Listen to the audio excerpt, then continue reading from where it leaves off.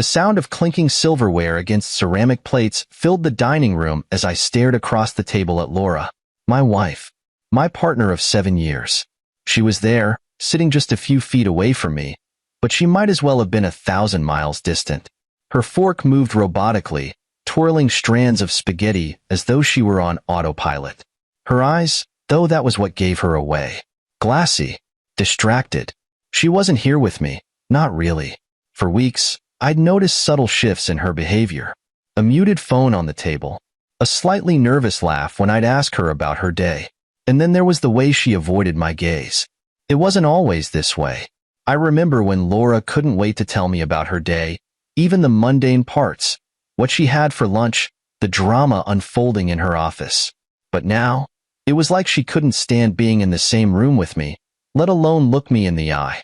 I wasn't blind. I wasn't stupid. But I had hoped, God, I had hoped that it was something minor. Maybe work stress. Maybe she needed space. I told myself it couldn't be what my gut whispered in the quiet moments when we were alone together but apart. I watched her phone light up on the table next to her plate. It wasn't the first time. Every few minutes, it buzzed, a silent beacon of her attention. She glanced at it briefly, then back at her plate. She didn't realize I was watching. Didn't realize how the blinking notification taunted me. My pulse quickened. My throat went dry. I told myself to look away, to respect her privacy, but something inside me snapped. When she stepped away to grab the Parmesan from the counter, I reached across the table. My hand hesitated for a fraction of a second. My heart thundered in my chest. I told myself I didn't want to know, but my hand moved anyway. I picked up her phone. I shouldn't have done it. I know that. But sometimes, we do things we know we'll regret. The screen lit up, and there it was, a message from someone named Ryan. The words glared back at me as though they'd been written in fire. Can't wait to feel you inside me again. My stomach dropped. For a moment, I thought I might be sick. I read the message again, hoping, praying, I'd misread it. But the words didn't change. They stared back at me, burning themselves into my mind. I set the phone back down before she returned, my hands trembling. I felt the weight of that text settle over me like a heavy fog. 7 years of marriage.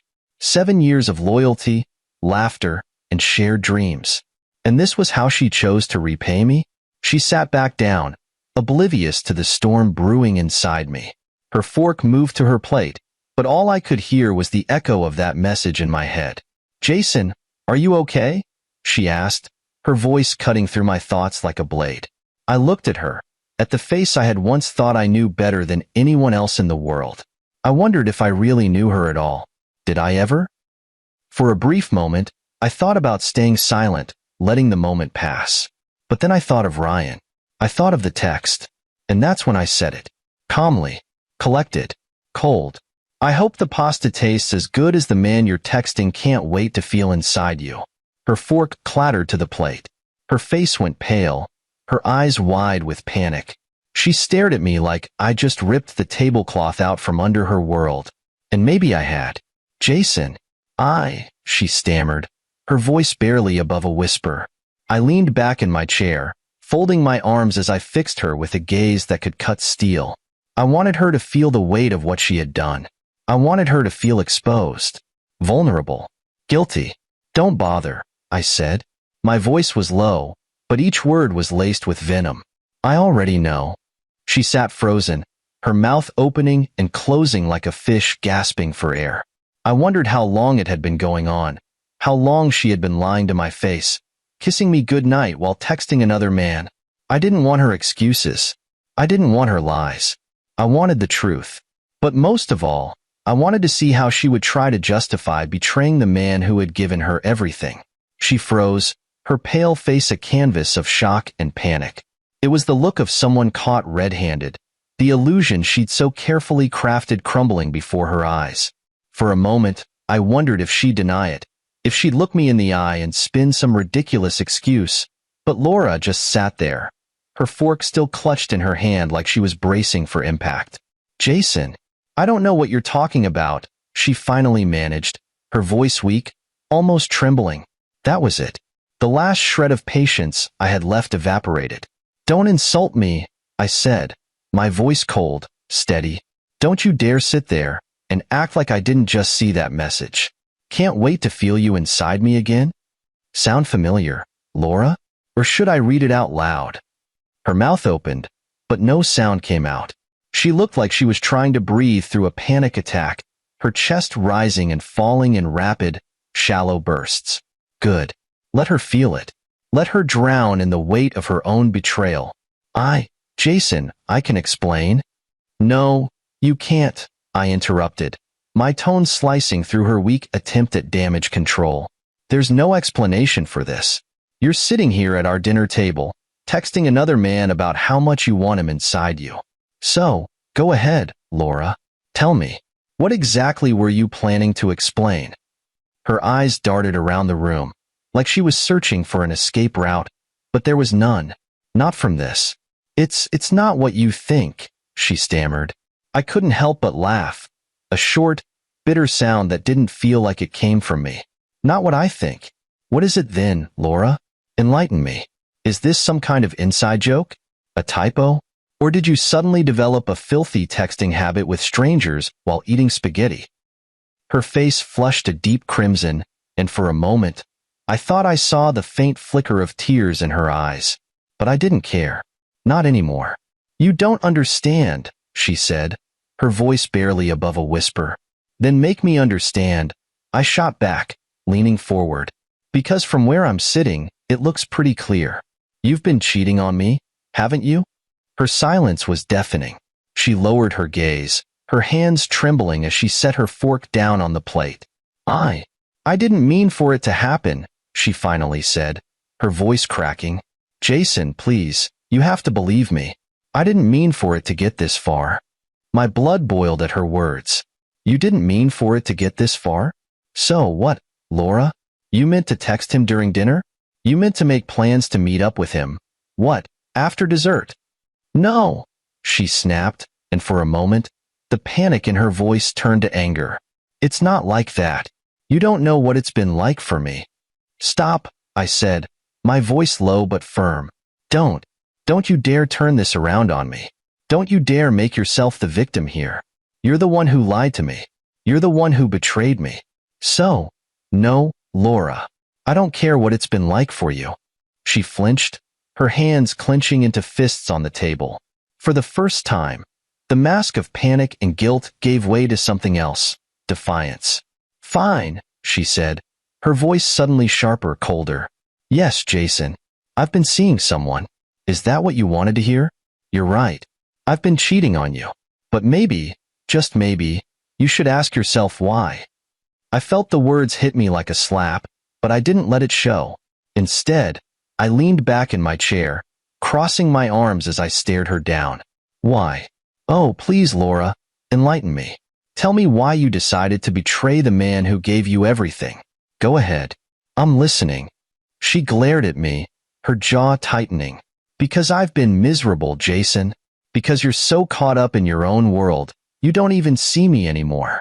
I'm just here, cooking your meals, sitting across from you at this table, and you don't even notice me. I let her words hang in the air for a moment, absorbing them like poison. And then I shook my head, a bitter laugh escaping my lips. That's your excuse? That's the reason you decided to throw away 7 years of marriage? Because I didn't notice you? Are you serious right now? Tears were streaming down her face now, but I didn't care. If she was looking for sympathy, she was barking up the wrong tree. I didn't mean for it to happen like this, she said again, her voice cracking. But it did, Laura. It did happen. And now, here we are. So, tell me, what's the plan? Are you going to meet him tonight? Is that why you've been glued to your phone all through dinner? Her silence said it all. I pushed my chair back, the screech of wood against tile cutting through the tension like a knife. I hope he's worth it, I said, my voice cold as ice. Because after tonight, I'm done. I'm done with your lies, your excuses, all of it. She opened her mouth to speak, but I didn't wait to hear what she had to say. I grabbed my jacket, threw it over my shoulder, and walked out the door, leaving her behind to choke on the mess she had created. I drove aimlessly for what felt like hours, my mind racing and my knuckles white as I gripped the steering wheel. The echoes of Laura's words, her excuses, and that pathetic attempt to shift the blame onto me played on a maddening loop in my head. Miserable? Invisible? That was her justification for betraying me? 7 years of loyalty, trust, and sacrifice, all thrown away because she felt unseen. Eventually, I found myself parked in a dimly lit lot, staring blankly at the glowing dashboard. The anger was still there, bubbling just beneath the surface, but it was joined by something heavier, something colder, a deep, gnawing ache in my chest that I couldn't ignore. I kept replaying her reaction at the table, the tears, the panic, the defiance. And then those damning words, "Yes, Jason, I've been seeing someone." She didn't even try to deny it. When I finally made it home, the house was dark, quiet. For a brief, foolish moment, I thought maybe she had left, run off to Ryan's arms to finish the night she'd started planning during our dinner. But no, her car was still in the driveway. I stepped inside and found her sitting on the couch, her phone nowhere in sight, her face blotchy and streaked with tears. She looked up as I entered, her expression a mix of shame and dread. "You came back," she whispered. I didn't answer. Instead, I stood there, arms crossed, staring at her like she was a stranger who had broken into my home. In a way, she was. The Laura I thought I knew, the Laura I had married. Wasn't this woman sitting in front of me? "You want to explain yourself?" I finally said, my voice low and steady. She flinched at my tone but nodded, her hands wringing nervously in her lap. "Jason, I didn't want you to find out like this." I scoffed. "Oh, I'm sorry. Did I ruin your carefully crafted plan to keep me in the dark while you snuck around with Ryan? Were you hoping to ease me into the idea of you betraying me, maybe over dessert?" Her face crumpled, but I didn't feel any sympathy. Not this time. "How long?" I asked, cutting through her tears with the one question I needed answered. "What? How long has this been going on, Laura? Weeks? Months? Years? Tell me the truth." She hesitated, and I felt my patience thinning. "Don't lie to me," I warned. "Not now." She looked down at her hands, her voice barely audible when she finally spoke. 6 months. I felt the air leave my lungs, like I'd been punched in the stomach. 6 months. Half a year. She'd been lying to me, living a double life, for 6 goddamn months. "And Ryan?" I said, forcing the name out like it was poison on my tongue. "Who is he?" She hesitated again, and I took a step closer, my voice sharper this time. "Laura.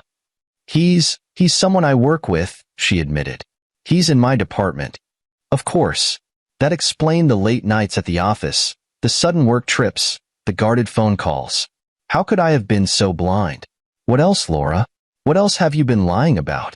Have there been others, or is Ryan the only one I should congratulate for tearing my life apart?" She shook her head vehemently, her tears flowing freely now. "No, Jason, I swear. It's just him. It's only been him. Just him," I repeated bitterly. "Well, that makes it so much better, doesn't it?" "Please," she said, her voice breaking. "Please, Jason, you have to believe me. I didn't mean for it to happen. I never wanted to hurt you." I laughed, a cold, humorless sound that made her flinch. "You didn't want to hurt me? Laura, you've been lying to my face for 6 months. You've been sneaking around with another man, texting him during our dinners, and you have the audacity to say you didn't want to hurt me?" She buried her face in her hands, sobbing uncontrollably, but I couldn't bring myself to comfort her. "Not this time. Tell me something," I said after a moment, my voice quiet but firm. "If I hadn't seen that text tonight, how long were you planning to keep this going? Were you ever going to tell me? Or were you just going to keep sneaking around until you got caught?" Her silence was all the answer I needed. I nodded, the weight of her betrayal pressing down on me like a lead blanket. "That's what I thought."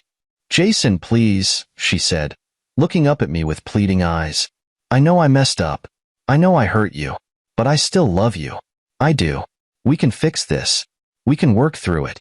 Just give me a chance to make things right." I stared at her, the woman I had once loved more than anything, and felt nothing but emptiness. You don't love me, Laura, I said, my voice flat. You love the convenience of me. You love having someone to come home to while you chase whatever thrill Ryan gives you. But love? Real love? That died the second you decided to betray me. Her sobs grew louder, but I was done. Done with her lies, her excuses, her crocodile tears. I turned and walked away, heading upstairs to the guest room. As I shut the door behind me, I realized this wasn't just the end of a conversation. It was the end of everything. I woke up the next morning with a knot in my chest so heavy it felt like it was dragging me down. The events of the previous night were as sharp and raw as if they had just happened.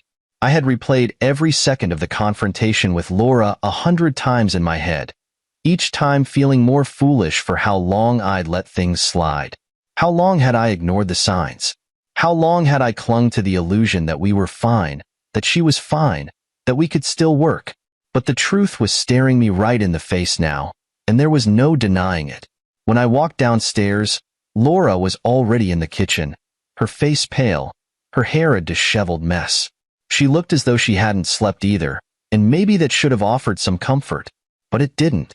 She looked up when she saw me, her lips parting as if to speak, but I held up a hand to stop her. I wasn't in the mood for another round of excuses or pleas. Jason, she started, her voice hoarse. Can we talk? Please. I stared at her for a long moment, the weight of my decision pressing down on me like a vice. And then I nodded, gesturing for her to sit. Talk, I said, crossing my arms as I leaned against the counter. She sat down at the table, her hands trembling as she laced her fingers together. I know what I did was wrong, she began. I know I hurt you, and I'm so sorry. But I need you to understand. Stop, I cut her off, my voice sharper than I intended. Don't you dare try to justify this to me, Laura. Don't you dare sit there and act like there's any excuse for what you did. Her eyes filled with tears, but I didn't care. Not this time. I'm not trying to justify it, she said quickly. I'm not. I just want you to understand that it wasn't about you. It wasn't because of you. I laughed, a bitter, humorless sound that echoed in the small kitchen. Oh, it wasn't about me? You mean to tell me that when you were texting him during dinner, when you were sneaking off to God knows where, that wasn't about me? Because it sure as hell feels like it was about me, Laura. It feels like it was about disrespecting me, betraying me, and throwing away everything we built together. Her face crumpled, and she shook her head vehemently. No, Jason, it wasn't like that. I swear. I love you. Don't, I snapped, cutting her off again. Don't you dare say that to me. You don't get to say that to me anymore. Her shoulders shook as she broke down into sobs, but I didn't flinch. I didn't soften. Not this time. I need to know something, I said after a moment, my voice quiet but firm. And I need you to be honest with me for once. If I hadn't seen that text last night, how long were you planning to keep this going? Were you ever going to tell me? Or were you just going to let me keep living this lie? She hesitated, and the silence that followed was deafening. That was all the answer I needed. I nodded slowly, letting the truth sink in. That's what I thought. Jason, please, she sobbed, reaching out for me, but I stepped back, out of her reach. I've made my decision, I said, my voice steady despite the storm raging inside me.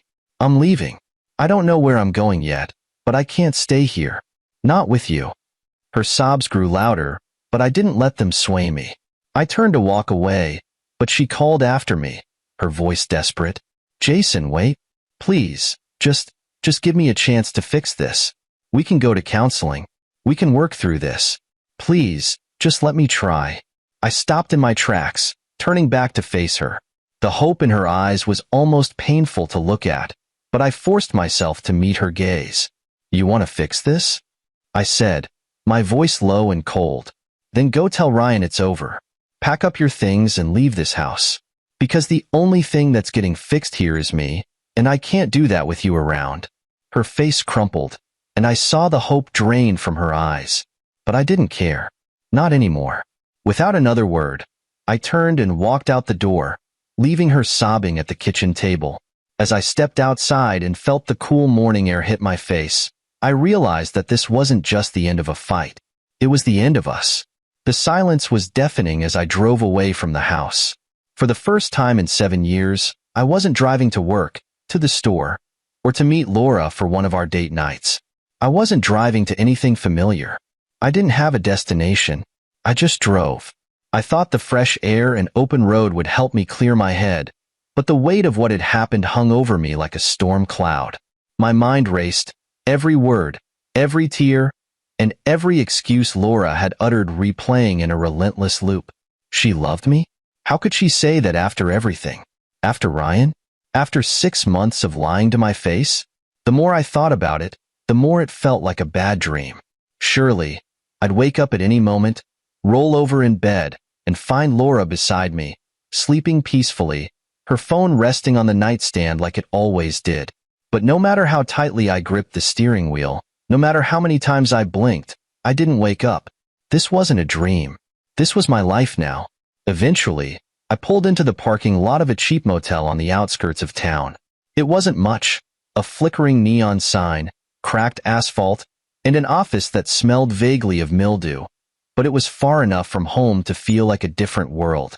I paid for a room in cash, not wanting to deal with the inevitable questions that would come with using a credit card. The room was as bare and uninviting as I expected. Faded wallpaper, a sagging mattress, and a TV that looked like it hadn't been updated since the 90s. But it was quiet, and for now, that was all I needed. I sat on the edge of the bed, my head in my hands, and tried to process everything. I had walked out of my own home. My wife, the woman I had promised to love, honor, and cherish, had betrayed me in the worst way possible. And now, here I was, sitting in a dingy motel room, trying to figure out what the hell I was supposed to do next. Part of me wanted to call her, to scream at her, to demand answers to questions I wasn't even sure I wanted answered. But I didn't. I couldn't. I didn't trust myself to hear her voice without breaking all over again. Instead, I did something I hadn't done in years. I called my brother. Jason? Mike answered on the second ring, his voice groggy. Do you have any idea what time it is? I glanced at the clock on the nightstand. 2:37 a.m. I hadn't even realized how late it had gotten. Sorry, I said, my voice hoarse. I didn't know who else to call. There was a pause, and then his tone softened. What's wrong? I hesitated, the words catching in my throat. How do you tell someone your entire life has just fallen apart? That your wife, the person you trusted more than anyone, had been lying to you for months? Laura's been cheating on me, I said finally, the words barely above a whisper. Mike didn't respond right away, and for a moment, I thought the call had dropped. But then he sighed, a long, heavy sound that seemed to carry the weight of the world. Jason, I'm so sorry, he said. Are you okay? I almost laughed. Was I okay? Not even close. But hearing his voice, knowing I wasn't completely alone in this mess, was enough to keep me from completely falling apart. I don't know, I admitted. I walked out. I'm at some motel on the edge of town. I don't know what to do, Mike. You did the right thing, he said firmly. Walking out, you can't stay there, not after what she did. We talked for a while after that. Mostly him offering support, me trying to make sense of everything. By the time I hung up, the knot in my chest had loosened just enough to let me breathe. The next morning, I woke up feeling hollow but determined. I couldn't stay in that motel forever, and I couldn't avoid dealing with the fallout of Laura's betrayal. If I wanted to move forward, I needed to take action. The first thing I did was call a lawyer. It wasn't easy, saying those words out loud. I want a divorce. But it was the only way. I wasn't going to let Laura string me along with promises and apologies while she decided whether or not I was worth keeping. The lawyer, a sharp-tongued woman named Karen, listened patiently as I explained the situation. When I mentioned the text I had seen, her tone shifted, becoming colder, more calculating. Do you have proof of her infidelity? She asked. No, I admitted. Just what I saw on her phone. Then we'll need to get some, she said. It'll make the divorce proceedings a lot easier if we can prove she was unfaithful. She gave me the name of a private investigator she trusted, someone who could dig into Laura's life and gather the evidence we needed. I hated the thought of spying on her, but I hated the idea of her walking away unscathed even more. By the end of the day, I had a plan in place. It wasn't perfect, and it sure as hell wasn't easy, but it was something. And for the first time since I had seen that text, I felt like I had a shred of control over my life again. Laura had betrayed me. She had broken my trust, shattered my heart, and destroyed the life we had built together. But I wasn't going to let her win. Not this time. When I hired the private investigator, I wasn't sure what to expect. Part of me wondered if I'd even go through with it, if spying on Laura would make me feel worse rather than better. But Karen, my lawyer, had been adamant. Evidence was everything. Without it, Laura could twist the narrative and make herself out to be the victim. The investigator, a gruff man named Tom with a no-nonsense demeanor, didn't waste time sugarcoating things. "If there's dirt to dig up, I'll find it," he said. "But I need to know you're ready for whatever I uncover." Ready? That was a funny way to put it. I wasn't ready for any of this. Not Laura's betrayal, not the fallout, and certainly not whatever Tom was about to dig up. But I nodded anyway. What choice did I have? The next few days were a blur of emotions. Anger, heartbreak, and exhaustion became my constant companions. I'd moved into a small apartment on the other side of town, a temporary space that felt cold and unfamiliar. Every time my phone buzzed, I half expected it to be Laura, but she hadn't called. She hadn't texted. Not once. That should have hurt, but it didn't. If anything, her silence spoke volumes. It told me she wasn't fighting for us because she didn't want to, because she was too busy fighting for him. Then, one afternoon, Tom called. "Jason, you sitting down?" he asked, his voice gruff as always. I sat on the edge of my couch, gripping the phone tightly. "What did you find?" There was a pause, and I could hear papers shuffling in the background. "She's been meeting with the guy, Ryan, regularly. Hotels, mostly. I've got pictures, timestamps, even a few receipts she signed with your joint account credit card. It's pretty damning." My stomach twisted into a knot. I didn't know why I felt surprised. I'd known this was happening. I'd seen the text. I'd heard her confess. But hearing it laid out in cold, clinical terms hit differently. "There's more," Tom continued. "She's not just spending time with Ryan. I found evidence of at least one other guy, a coworker named Ben. Their meetings seem less frequent, but it's there." I froze. Another man? How far did her lies go? "Wait," I said, my voice sharp. "So it's not just Ryan? There's someone else?" "That's what it looks like," Tom said. "I've got pictures of them leaving the office together, grabbing drinks. Nothing as explicit as the stuff with Ryan, but it's enough to raise questions." I didn't know whether to laugh or scream.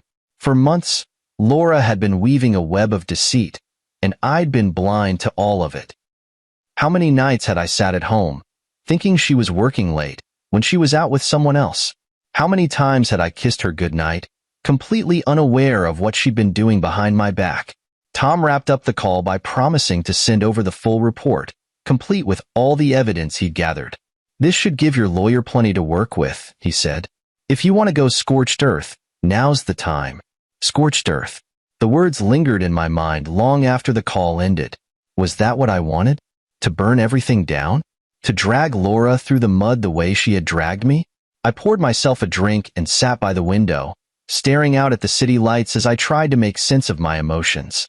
Part of me wanted revenge, plain and simple. I wanted Laura to feel the pain she had caused me. I wanted her to see how it felt to have your life ripped apart by someone you trusted. But another part of me, a quieter, more rational part, knew that revenge wouldn't fix anything.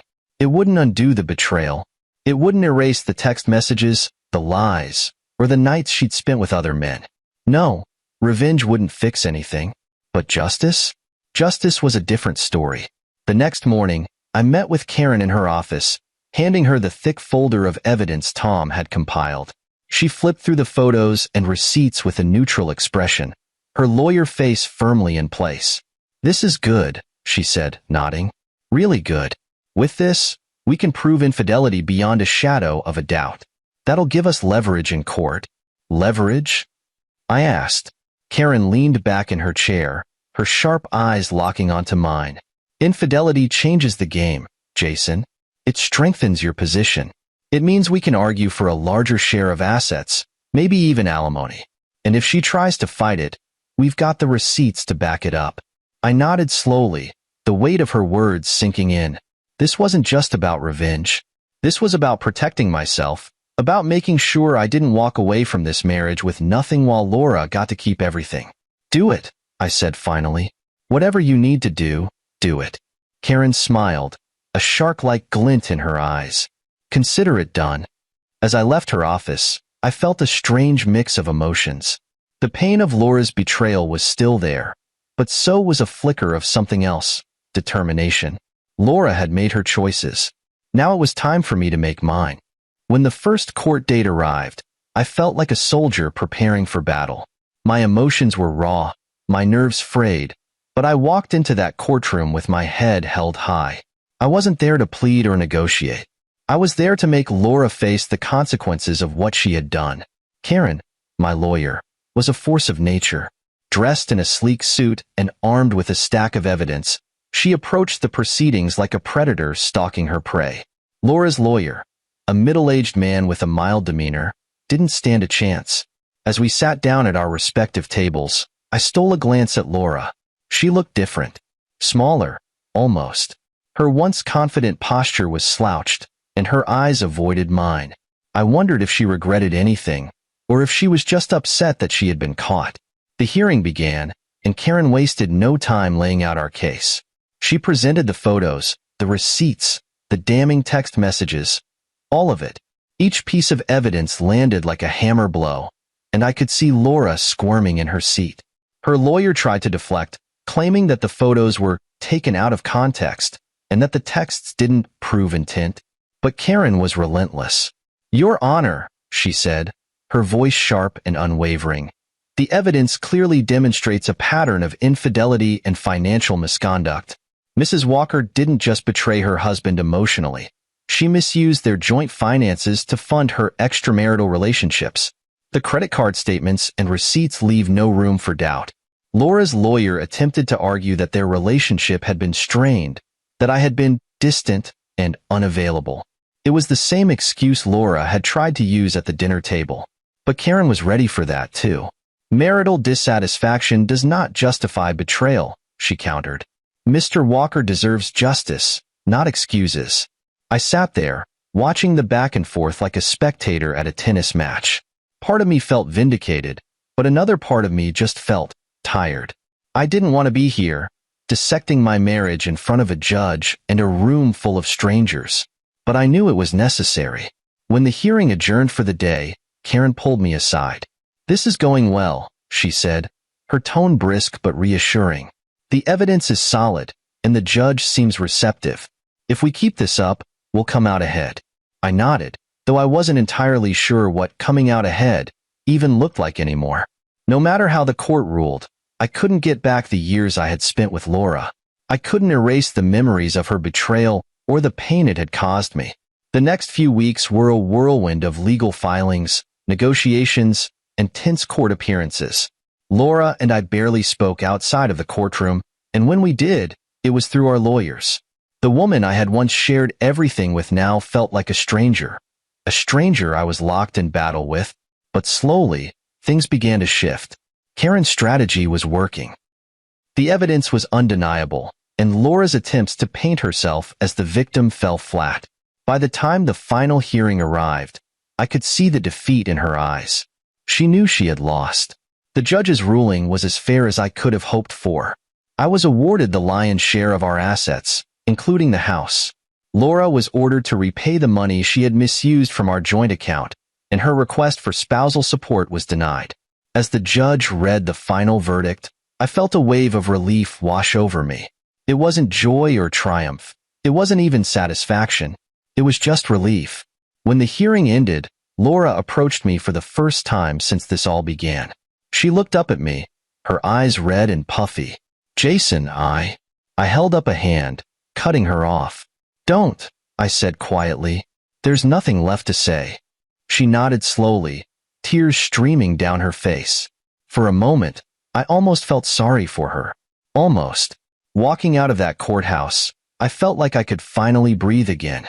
The weight of Laura's betrayal the months of anger and heartbreak. It wasn't gone, but it was lighter. I was free. Karen walked beside me, a small smile tugging at the corners of her lips. "You did it," she said. "No," I replied, shaking my head. "We did it." She laughed. "Well, if you ever need a lawyer again, you know where to find me." I smiled faintly, but the thought of ever going through something like this again was enough to make my stomach turn. That night, I sat alone in my house, and for the first time in months, I didn't feel like a victim. I didn't feel broken or defeated. I felt hopeful. Laura had tried to destroy me, but I had survived. I had come out stronger. And while I didn't know what the future held, I knew one thing for certain. I would never let anyone take my peace away again. The days after the final ruling were strange, quiet, yet strangely electric, as though the air around me had changed. For the first time in months, I woke up without a knot in my stomach or a weight pressing on my chest. The legal battles were over. Laura was gone. And the house, my house, finally felt like it belonged to me again. I stood in the living room the morning after the ruling, staring at the framed pictures on the mantel. Most of them were of Laura and me, frozen in moments that now felt like lies. Smiling vacations, anniversary dinners, that stupid couple's costume party where we dressed as peanut butter and jelly. For a moment, I considered smashing every single frame. It would have been satisfying, in a way, cathartic. But as I reached for the first picture, I stopped. Smashing the glass wouldn't change anything. It wouldn't erase the pain, or the memories, or the betrayal. Instead, I carefully took the pictures down, one by one, and packed them away in a box.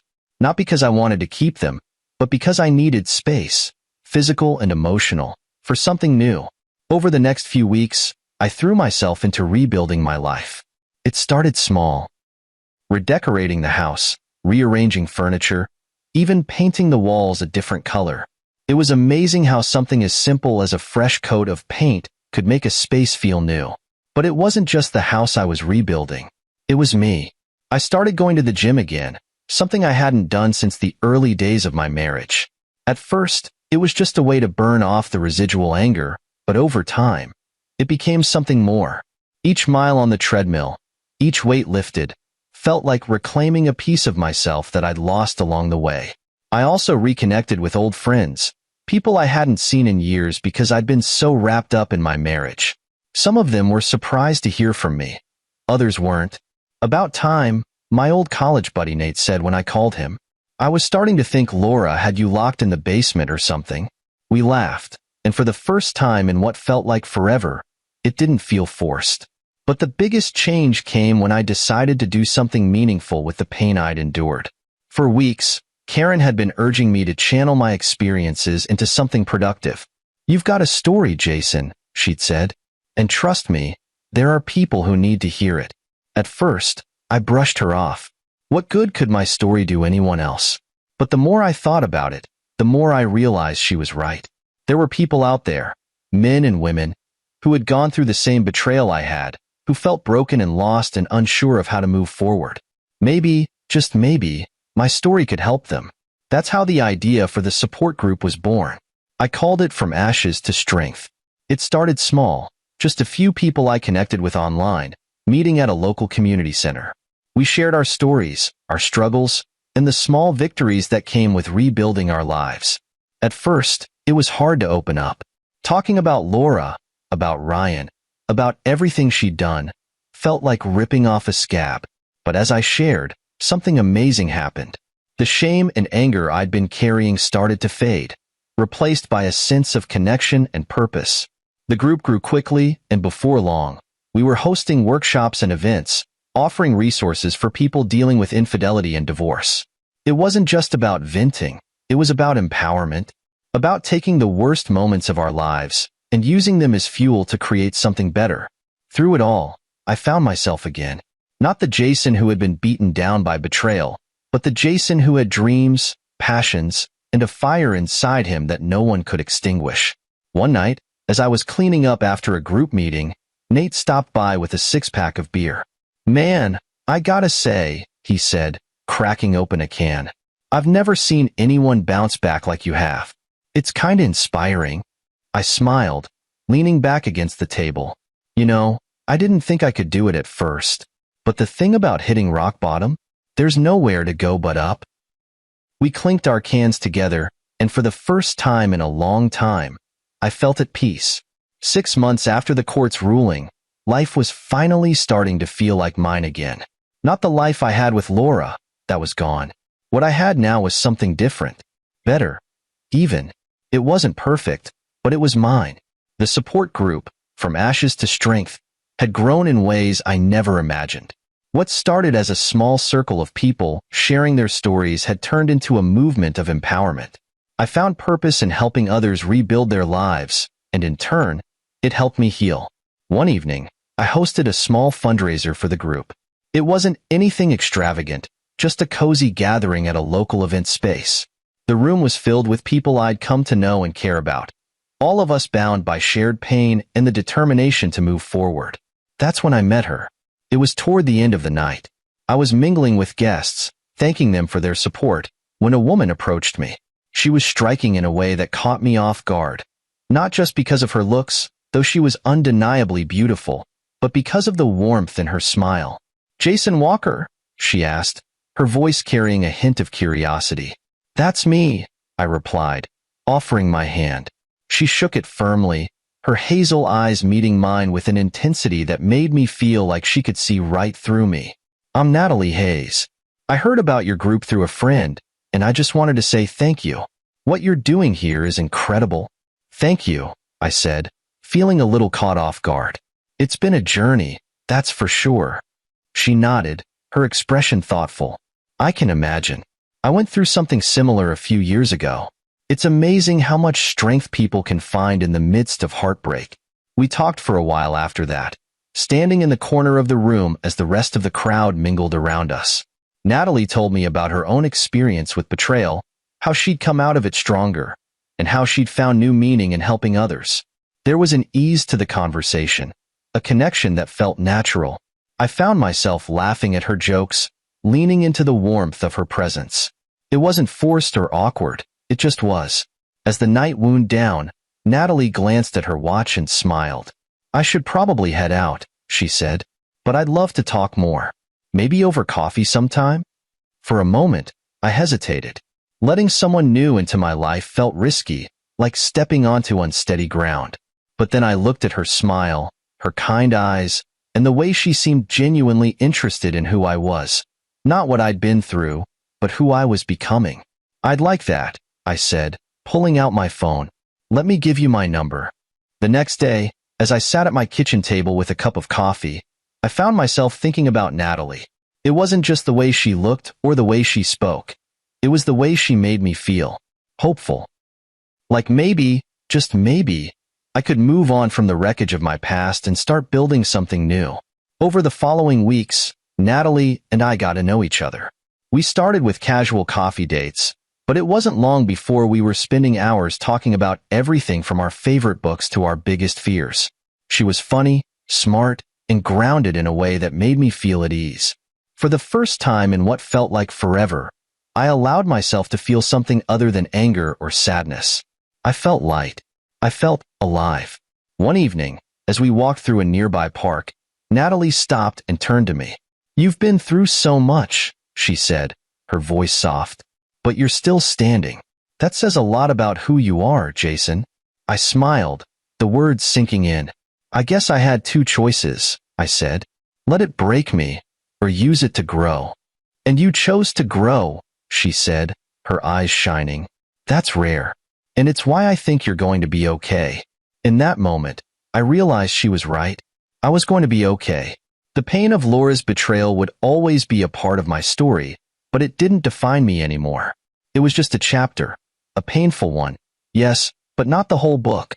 As Natalie and I continued walking, I felt something I hadn't felt in a long time: peace. The past was behind me, and the future was wide open. For the first time in years, I wasn't looking back. I was moving forward, one step at a time. And for now, that was enough.